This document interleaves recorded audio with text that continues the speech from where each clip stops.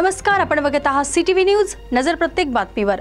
हिंदी आणि मराठी भाषेत बातम्या प्रसारित करणारे जिल्ह्यातील एकमेव channel, sponsored by Sukhkarta associates. आणि आता पाहूया गेल्या 24 तासातील बातम्या फटाफट. चंद्रपूर शहर महानगरपालिका प्रशासनाच्या मनमानी कारभाराला आणि जनप्रतिनिधींचा राज्य शिष्टाचार पाळण्यात होत असलेल्या दुर्लक्षाला खासदार प्रतिभा धानोरकर यांनी थेट महानगरपालिका गाठून जाब विचारला. खासदार प्रतिभा धानोरकर यांनी यावेळी आपल्या समर्थकांसह महानगरपालिका आयुक्तांच्या दालनात धडक देत त्यांना घेराव घातला आणि प्रोटोकॉल भागांसह निधी वाटपातील भेदभावावर जाब विचारला. प्रशासनाने तात्काळ राज्य शिष्टाचार पाळावा, लोकप्रतिनिधींना सन्मान द्यावा आणि निधी वाटप करताना कोणताही भेदभाव करू नये, अन्यथा याचे गंभीर परिणाम प्रशासकीय अधिकाऱ्यांनी भोगण्यास तयार राहावे, असा थेट इशारा खासदार प्रतिभा धानोरकर यांनी यावेळी आयुक्तांना दिला. शासन परिपत्रकानुसार जिल्हा परिषद अंतर्गत येत असलेल्या विविध विभागातील दिव्यांग कर्मचाऱ्यांकडे वैश्विक ओळखपत्र म्हणजेच UDID तपासणीची कार्यवाही करण्यात आली असता अनेकांनी UDID सादर केले नसल्याचे आढळून आले आहे.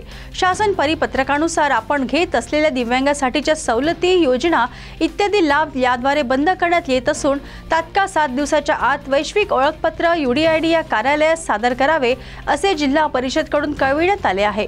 जिल्हा परिषदमध्ये कार्यरत असलेल्या 90 दिव्यांगांकडे UDID प्रमाणपत्र नसल्याची बाब समोर येत आहे. जिल्ह्यातील अवैध गौण खनिज उपसा व वाहतूक रोखण्यासाठी स्थानिक गुन्हे शाखा सक्रिय झाली असून घुग्गुस परिसरात मोठी कारवाई करण्यात आली.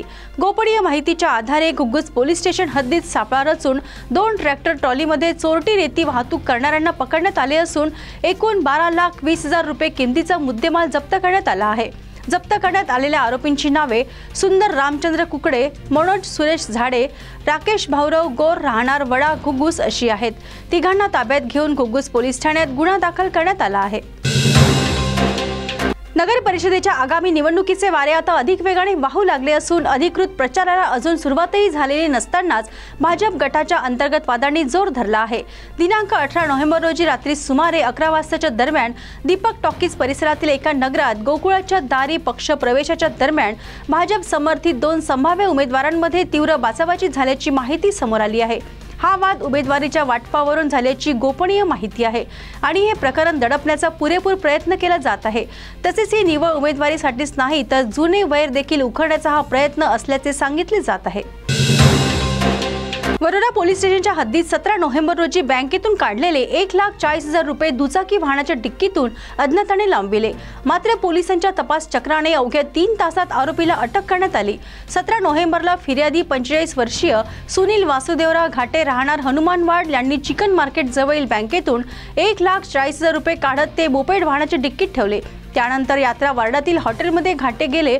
काही वेळाने ते परत आले असता कुणीतरी अज्ञात चोरट्याने डिक्कीत ठेवलेली रक्कम लांबविली. वणी तालुक्यातील इजासन गाडेगाव येथे एका महिलेने विषारी द्रव्य प्राशन करून आत्महत्या केली. 17 नोव्हेंबर रोजी रात्री 10 वाजताच्या सुमारास ही घटना उघडकीस आली.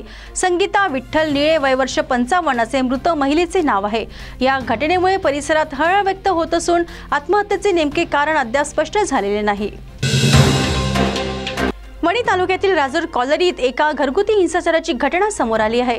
लग्न होऊन काही महिने संसार सुरळीत चालल्यानंतर मग मात्र पतीने फिर्यादी महिलेला मारहाण करणे, पैशांची मागणी करणे सोबतच मानसिक छळ सुरू झाला. तसेच पतीच्या मोबाईलवर इतर महिलांचे वारंवार फोन येत असल्याचे देखील पत्नीने आपल्या तक्रारीत सांगितले आहे. पत्नीने पतीविरुद्ध वणी पोलीस ठाण्यात तक्रार नोंदवली असून सध्या ती माहेरी आली आहे. तर या होत्या आजच्या पटापट बातम्या. लवकरच भेटूया पुन्हा काही नव्या बातम्यांसह. तोपर्यंत अशाच बातम्यांची अपडेट पाहण्यासाठी बघत रहा CTV न्यूज, नजर प्रत्येक बातमीवर. नमस्कार.